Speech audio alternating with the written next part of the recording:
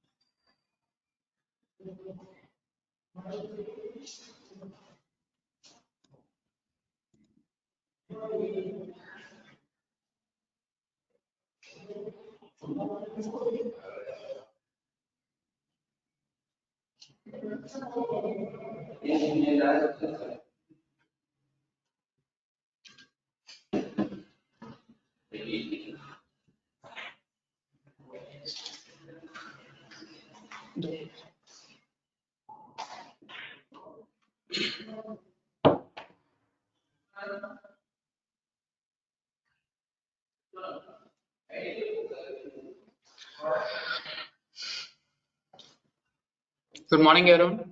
Am I audible?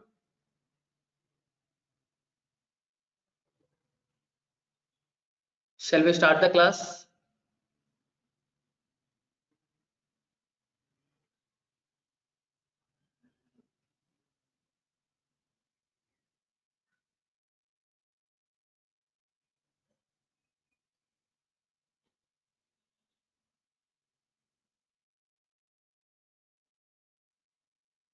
Guys, shall we start the class?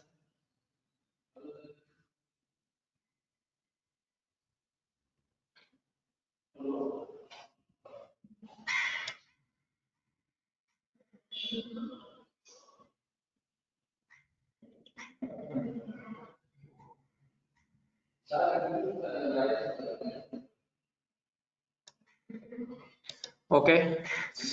Today's topic is forearm fractures. That is forearm fracture that is between ulna and radius. Okay. Those bone fractures is called as forearm fractures. Normally, radius and ulna they have important role in positioning of hand because they will stabilize the forearm, both ulna and radius. But most ulna is the straight bone, whereas if you see the radius, some bowing will be there when compared with ulna. Okay, and approximately the ulna and radius will articulate with each other. That is a proximal radial ulnar joint. Distally, we will call it as distal radial ulnar joint. Okay. Normally, what are the movements will occur at the elbow joint? Normally, flexion and extension. That is mainly occur between the ulna and the humerus, not in the radius. For radius, proximally, it is the supination and pronation because radial head will be circular in shape. So when you rotating for supination and pronation, the movement will occur in three places, that is proximal ulnar joint and between interosseous membrane, that is interosseous membrane between the ulna and the radius, that is the between the interosseous membrane and distal radial ulnar joint. The supination and pronation, that is internal rotation or otherwise external rotation, that is supination and pronation will occur between three joints, that is proximal ulnar joint between the interosseous membrane and the distal radial ulnar joint. But flexion and extension occurs at the between the humerus and the ulna. Okay, see just small anatomy of the ulnar and radius. Normal proximally it is a pointer.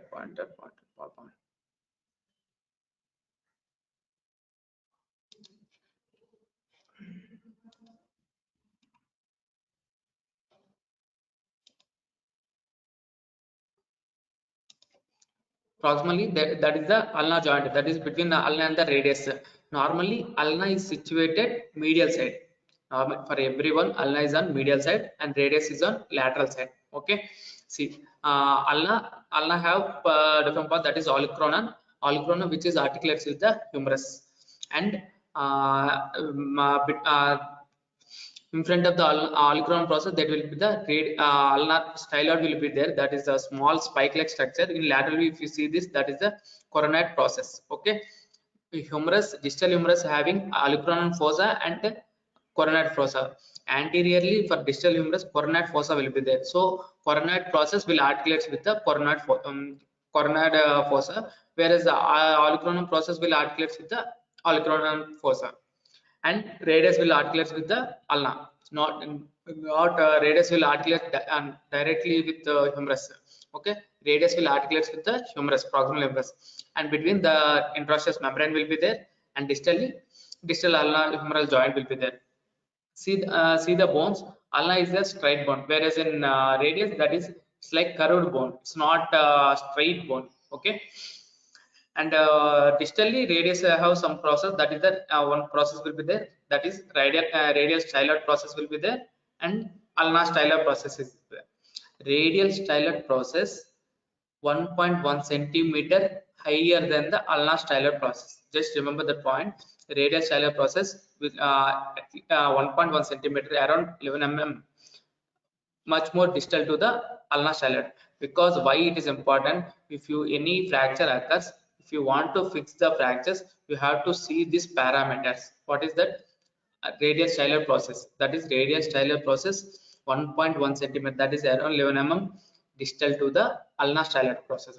See, in distally ulnar having ulnar styloid process will be there and the radial styloid will be there, and distally radius will articulate with the scaphoid and lunate. Okay, these are the normal anatomy of the forearm. Forearm classified forearm fractures, how they classified proximal fractures, middle fractures, and distal one-third fractures. Whether it is open or closed. Open fractures, it is also called as compound injuries. Okay, compound injuries means it's an open fractures. The wound will communicate with the external environment. That is the open fractures. If it is closed fractures, means there will be the no lacerated wounds, nothing will be there. It is a closed fractures. Okay. Proximal forearm fractures may involve the elbow joint. Distal humeral fractures involve at the wrist joint. Okay, that is normal. What are the classifications of the forearm fractures? One is the OTA classification. It is mainly based on type A, type B, type C. I will tell you. Just see type A. How in type A fractures, only whether ulnar fracture will be there in A1. In A2, only radius fracture will be there. There will be the no compound injury, nothing. It's a simple fracture, just a simple radius fracture, simple ulnar fracture, and A3, that is both bone fractures. That is both ulnar and radius fracture will be there. That is the in A it will be the A1, A2, and A3. Okay. In B it will be the wedge fracture. That means small. It's like butterfly fragment. The small piece will be there along with the fracture. That's why only small wedge fracture with the ulnar fracture. That is B1. Only a wedge fracture with the radius. That is B2. B3 both bone fractures with wedge fractures will be there. That is B3. If you in complex fracture in C type complex fracture, it is nothing but the fracture will be communicated. That will be the 2 or 3 more pieces will be there. That's why it's called as complex fracture. Only for C, and that means only ulnar fracture will be complex fracture. That is C1. Only radius fracture without ulnar fracture, that is C2. Only both bone fracture, that is both bones will become communicated, that is the C3. This is the AO classification for fracture both bone forearm. It's not proximal one third, middle third, or distal third. It is simple classification, AO classification for forearm fractures. For any forearm fractures, you can write this classification. That is the AO classification. Okay. For every fracture, not only this fracture, for every fracture, AO classifications will be there. Other than that AO classification, some other classifications will be there. It is the AO classification. Just see once. First, A is simple fracture, B is wedge fracture, and C is complex fracture. In wedge fracture, in any fracture, if only ulnar involvement will be there, that is A1. Only radius, that is A2. Both bone, that is A3. In which, along with the fracture, small butterfly fragment will be there. Only butterfly fragment will be there with ulnar fracture, that is B1. B2 radius, B3 both bone. Complex means nothing but it's a comminuted fracture. Okay, it's not compound fracture. Compound means that is open fracture. Comminuted fractures means it's an more than two pieces will be there. More than two pieces also will be there. It is called as complex fracture. If it occurs only in ulnar, it is C1. In radius, C2. If both bone will become complex, that is the C3. How will you management how will you, if the patient comes with both bone fractures? Okay, what see, only ulnar fracture, only radius fracture is very rare. Always both bone fractures will be present. Okay, how the patient will come, what is the mode of injury? Direct fall or any trauma or any road traffic accidents. These are the normal, what are the mechanisms? Okay, if the patient fall from height, in outstretched hand and forearm is supinated, in that positions the forearm fractures will be, because all these are forearm fractures. These are the high velocity injuries, not it's not like a minimal trauma. It's an high velocity injuries. So in those patients we have to see ATLS, that is airway, breathing, circulation, everything we have to check it first. After that we have to go for neurovascular examination of the forearm. Okay, don't simply see the x-rays, you have to examine the neurovascular, that is whether radial pulses will be good or not, any compartment syndrome is there. And we have to check for the neurological examination, that is uh, in forearm three nerves will be there, that is radial nerve, ulnar nerve, and median nerve. So what test you have to do for the neurovascular examination to rule out there is no neurovascular deficit? For that we have to go for, ask the patient to do OK sign. OK sign. OK sign means how they will do means with the tips of the great thumb and index finger. Ask the patient to OK sign. Okay. If he is able to do OK sign means that means all the nerves are intact. There is no neurological deficiency. Okay, what to do, that is you have to ask the patient to OK sign, asking that touching the tips of the first and second fingers of the thumb. That's it, that is the OK sign. If he is able to that sign, that means okay, there is no neurological deficit, everything is fine. and we have to go see the pulses. What pulses we have to see? Digital pulses we have to see. Okay, after that we have to see the saturation and capillary filling is good or not. Have to see that. How they will see that? With just pressure is applied over the nail bed until, if you apply the pressure over the nail bed, it becomes whitish color. Okay, once if you release that pressure again, the blood circulation will be good. We have to see that. That is the capillary refilling time. How much? Normally it is less than 2 seconds or 3 seconds, the refilling will be good. Okay, that is the capillary refilling time. Just we have to pressure over the nail bed till how much time? Till the nail bed becomes whitish color, and then you have to release the pressure.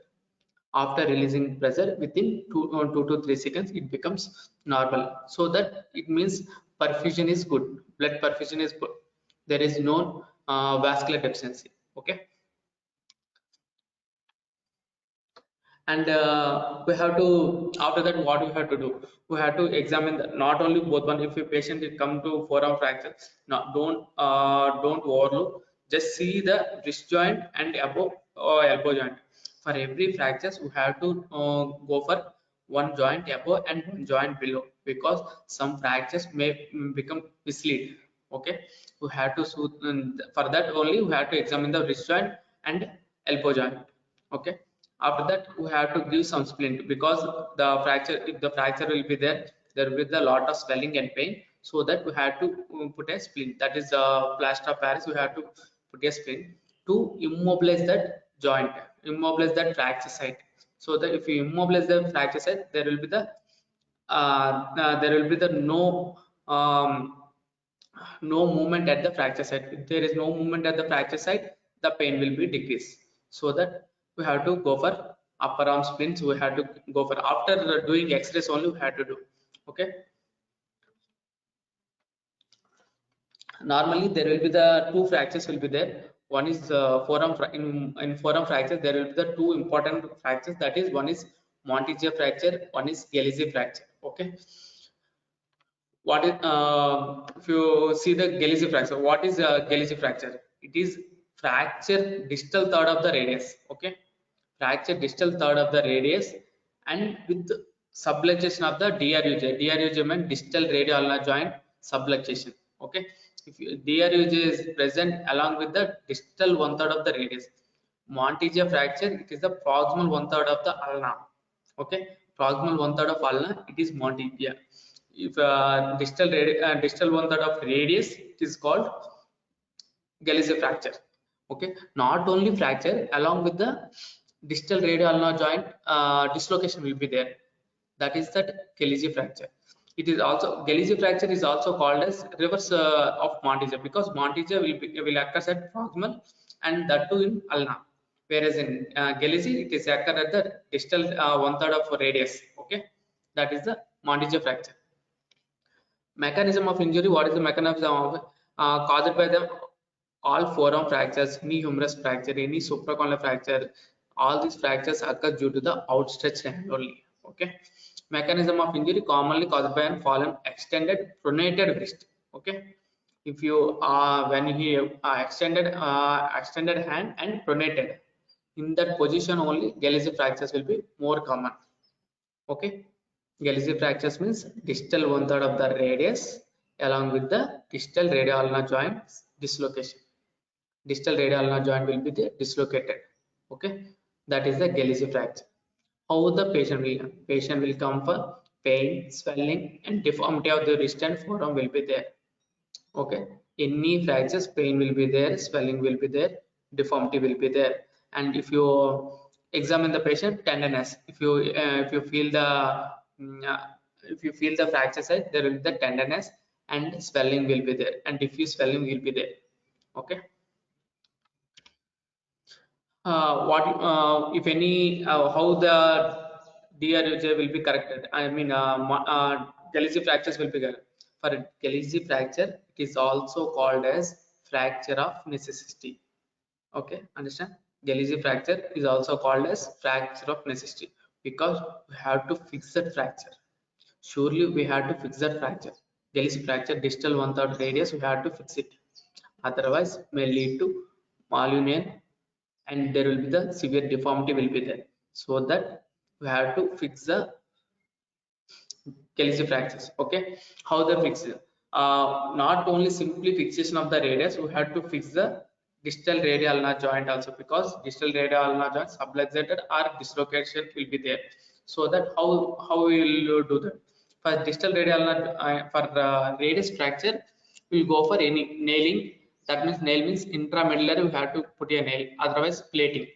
DCP plate, that is dynamic compression plate. Okay, we have to keep that. And distal ulnar joint we have to fix with K wire. How? From means from radius to ulnar we have to fix it. Okay, we have to fix with K wire. Otherwise DRUJ become disrupted. He is always he have pain. Okay, that is the Montague fracture. Sorry, that is Galissi fracture. Galissi fracture is distal 1/3 of radius along with DRUJ. How we will treat with whether it is plating or nailing along with the DRUJ fixation with KVS. Okay, this is the X-ray showing. See, there is the radius short fracture along with the DRUJ rupture. Rupture will be there. See, there will be the no communication between the radius and ulna. So that is the DRJ. So for this patient, we have to fix with plate from distally we had to put some 3 screws, and proximally we had to put 3 screws. Along with we have to keep K wire between the radius and ulna, so that DRJ become in position. Other fracture is Montague fracture. One is Galissi fracture. Other fracture. Montague fracture is nothing but proximal 1/3 of the ulna. Okay, along with the radial head dislocation will be there. Okay, that is the Montague fracture. In Galissi fracture, that is the distal 1/3 of radius along with the distal radial joint subluxation will be there.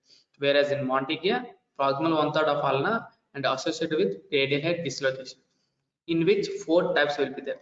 Whereas in Galissi fracture, there is a no classification. There is nothing much more classification. But in Montague fracture, classification will be there. In that 4 types will be there. What is that classification name? It is called as Bado classification. BADO. Bado classification. Okay. 4 types will be there. Proximal 1/3 ulnar fracture along with the dislocation of the radial head. I'll tell you. See this. This is the Bado classification. In type 1, what will happen? Fracture proximal third of ulna with anterior angulation. Okay, the ulna will be the anteriorly angulated and anterior dislocation of the radial head. Okay, 3 points will be there. Proximal 1/3 of ulna fracture will be there, and ulna anterior angulation and anteriorly radial head will be dislocated.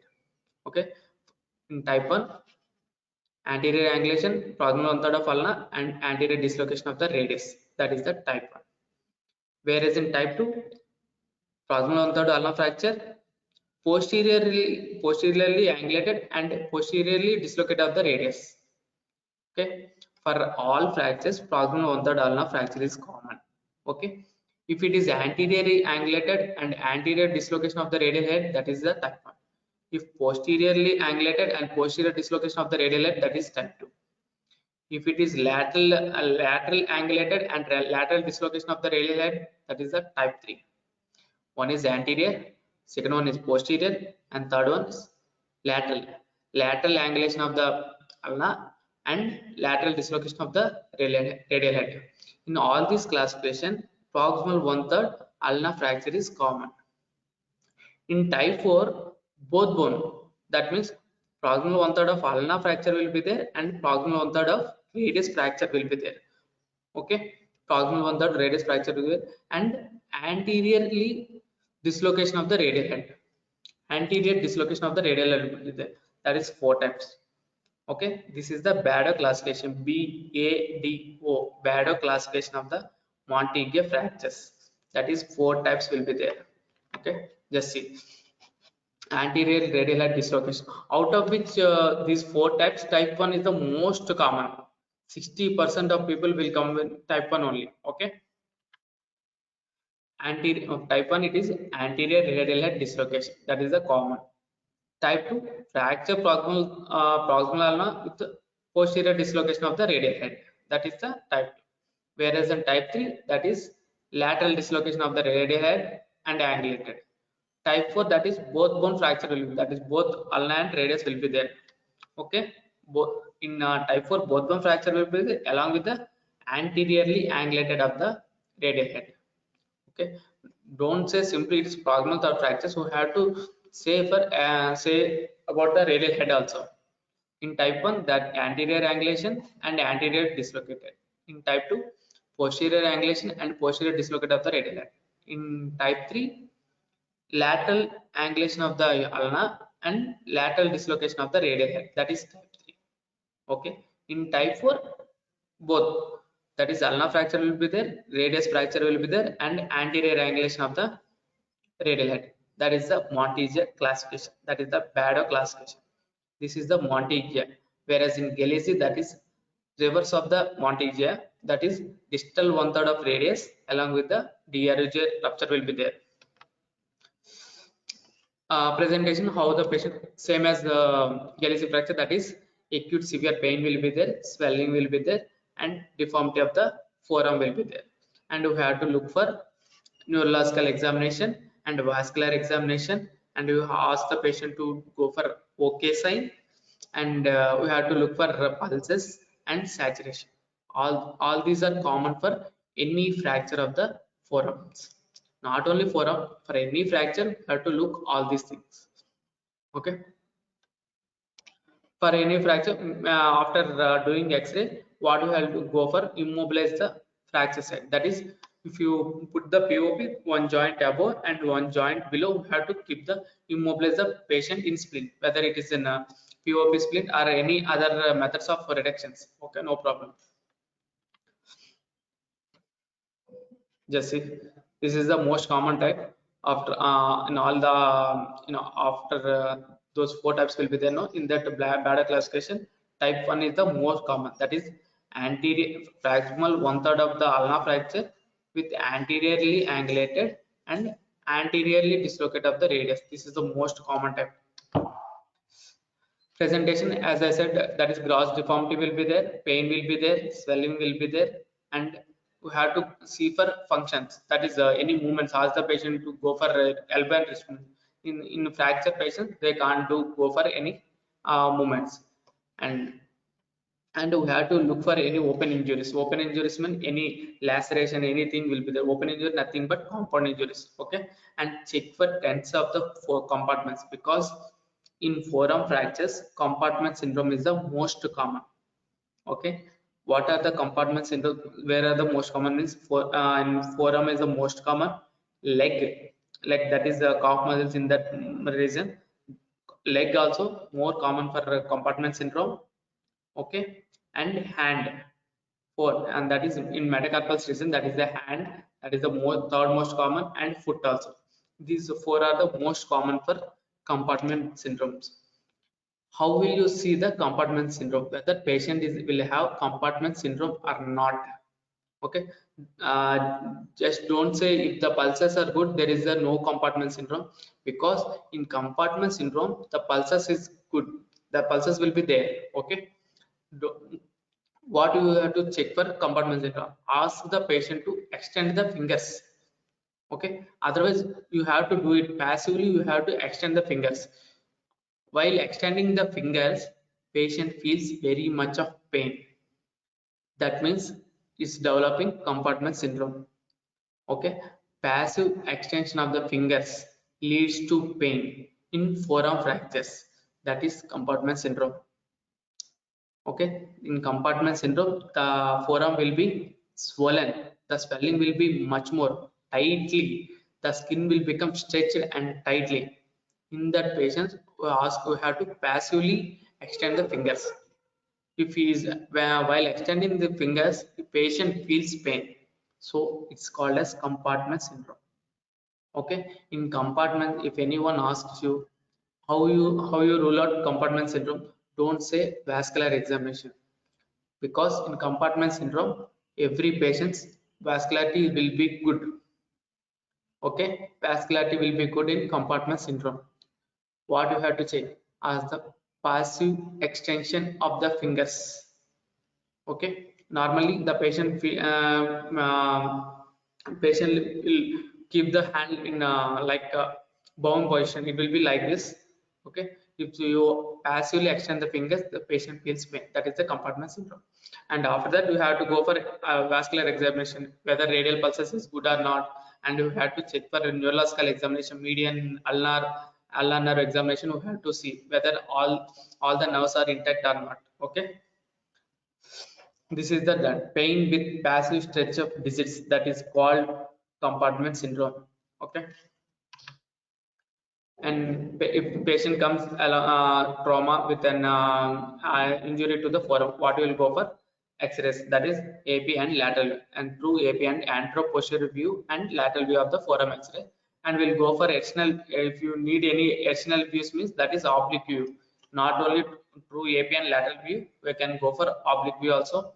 And you have to go for one joint above and one joint below. That means in any forearm fractures, we have to look for elbow joint also and wrist joint also, because some of the fractures may, we can miss the sum of fractures. Okay, because normally scaphoid fractures will be there, distal humerus fractures will be there. We have to look for that also. That's why for any fracture, one joint above X-ray and one joint below X-ray.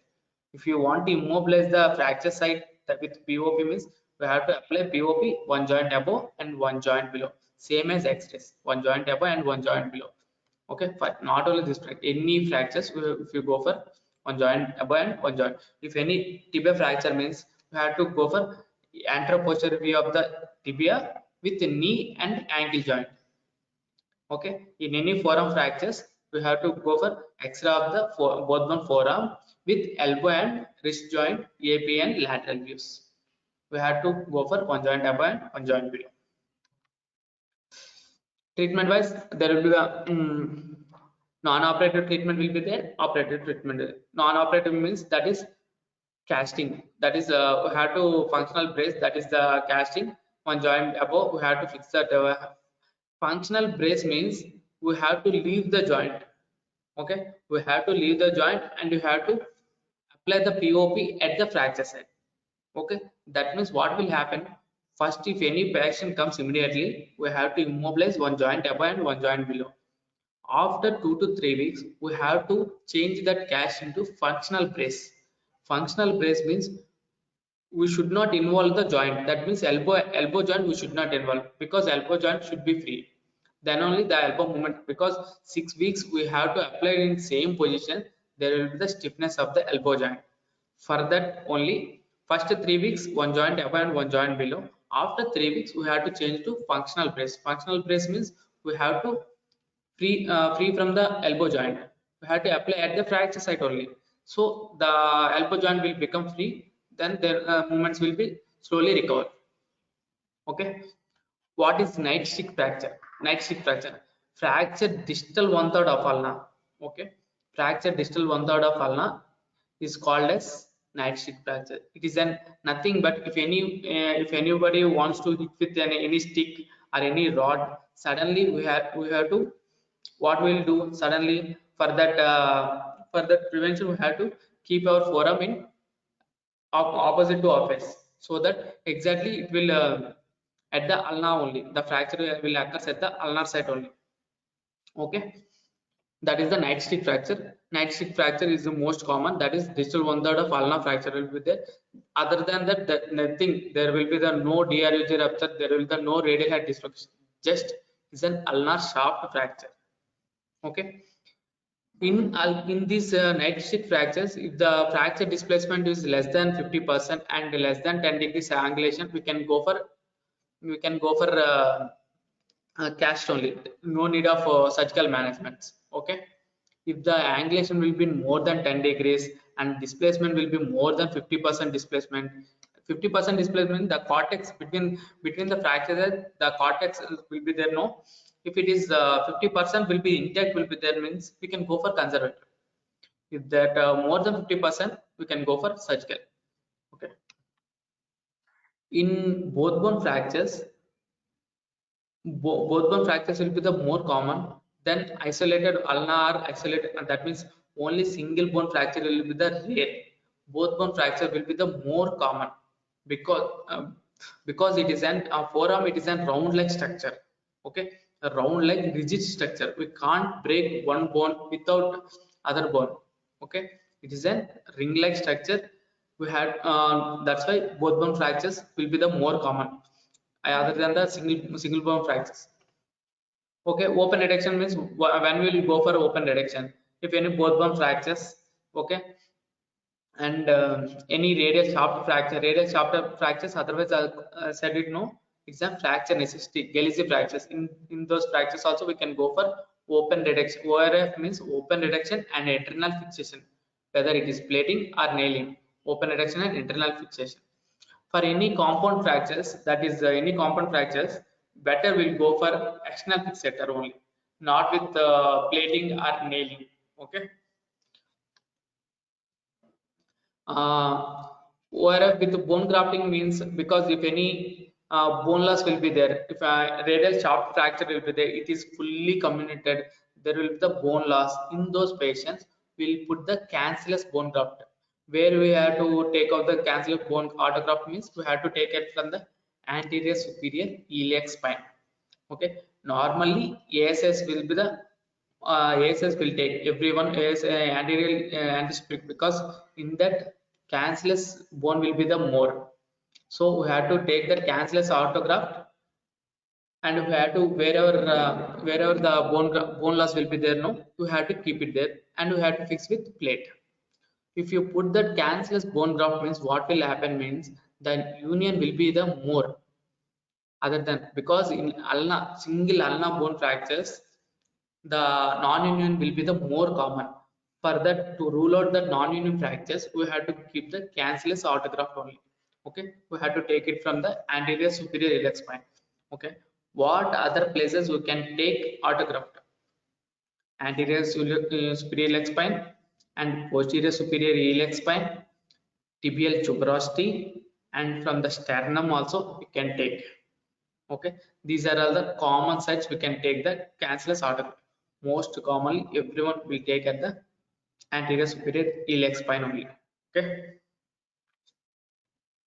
Actional fixator, when we'll go for actional fixator means any compound injuries, because compound injuries, the any muscle loss will be there. Okay, any bone exposure to environment, in those types of fractures, better go for actional fixator only. If you go for any open reduction and internal fixation with plating means there will be the high chances of infection will be there in compound injuries. In those patients, better go for external fixator. Okay, and IM nailing, that is intramedullary, we can give go for IM nailing, because if any poor soft tissue integrity, any preferred due to lack of rotational and axial stability and maintaining radial bow. If you didn't maintain the radial bow, there will be the high chances of non-union, because radius some curvature will be there, 10 to 15 degrees of bowing will be there. If you fix it straightly, there will be the high chances of non-union, right? Okay, always both bone fractures we should fix rigid fixation. Okay, stable and rigid fixation. Okay, in same manner only, that means if radial bowing will be there, we have to fix it in bowing position only, not in straight position. If you fix it straight position, the high union rate will be the non-union rate will be the higher, that is more than 60% non-union rate will be there in radial bowing if you didn't maintain it. Okay, these are the some of the images showing. See, ulnar side we have to fix it the open reduction and internal fixation, that is plates and screws. How many screws we have to fix? If any fracture will be there, no, if any fracture will be there in forearm, at least 3 screws distal and 3 screws proximal. Okay, at least 3 screws. Okay, that means 3 screws means 6 cortices one side and 6 cortices proximal side. That is the most common. Okay, incision for ulnar fractures will go for approach. What is the approach means? Hinde's approach will be there, that and all you don't need that, but just remember what is the approach mean for ulnar. For radius means it is Hindis approach. For radius, Hindis approach will be there. For ulna, subcutaneous bone, dorsal approach. That is dorsal approach, subcutaneous bone. We can directly go for ulna fixation. For radius, volar approach. That is Hindis approach. For radius, Hindis approach. For ulna, dorsal subcutaneous direct approach. Okay. This is the both bone fractures how they are showing plates and screws after fixation. See, open reduction and internal fixation of the forearm fractures after fixation of the both bones. See the radius. How many screws are distally they fixed with three screws? One, two, three. Proximally three screws. At least three screws proximal to the fracture site and three screws distal to the fracture site. Okay, and we have to maintain the radius bobbing also. The radius, see the x-ray, the radius bowing will be there. You should not fix it in straight position. Okay, we have to maintain that position, radius bowing position. Actional fixator, this is any compound injuries. That means any skin loss, any bone loss, any compound injuries. That means the injury will exposed to the environment, surrounding environment. In those patients, we can go for actional fixator. Actional fixator, distally you have to put two shank pins and proximally two shank pins, and you have to connect with connecting rod. Okay. By this connection also, we have to maintain the both radius and ulna in position. We have to maintain it in position. Otherwise, it won't get unite. External fixation mainly for compound injuries. Okay, compound injuries better go for external fixation. Closed injuries we can go for open reduction and internal fixation with plating. Plating and screws is the best. Okay. This is the nailing, intramedullary nailing. If in intramedullary nailing mainly for pediatric case group only, not for adults. Okay, for adults better go for plating and screws. That is DCP plating. Most commonly using plating is DCP. That is dynamic compression plating. DCP plating, dynamic compression plating. For adults, both bone fractures go for plating and screws. For children, that is nailing. What nail they will most commonly use is tense nailing. Okay, tense nailing for ulnar fractures. They see this ulnar fracture in this fracture they use the nailing. That is tense nailing. Tense nailing means titanium elastic nailing system. Okay, titanium elastic nailing system, because it is an titanium, that material will be titanium material, because for the so that it won't get infected. Titanium means, okay, titanium elastic nailing system. Elastic means it will have capacity of bending. Okay, the nail will have capacity of bending, because both in a pediatric case group the bones will be softened and bend also. Bend will be there, so that they will use the nailing, that tense nail, that is titanium elastic nailing system. Okay, so that what are the operations means, for adults we can go for plates and screws. For children's nails, that is tense nails, titanium elastic nailing system. And any compound injuries better go for actional fixator. Okay, that that's it. In forearm fractures I said Monteja fractures, Galeazzi fractures, and nightstick fractures. These are the three fractures are the more common in forearm fractures. And what are the treatment? That is plating and screws for adults, nailing for tense nailing for children, and actional fixator for compound injuries. Okay, that's it, guys. Thank you so much. Any doubts? Any doubts in forearm fractures?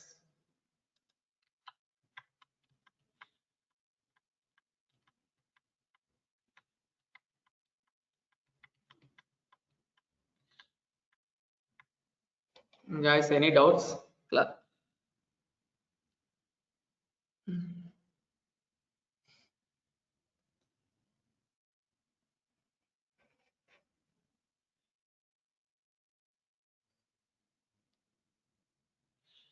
Still 5 minutes time is there. If you are having any doubt, just let me know. Otherwise, shall I close the class?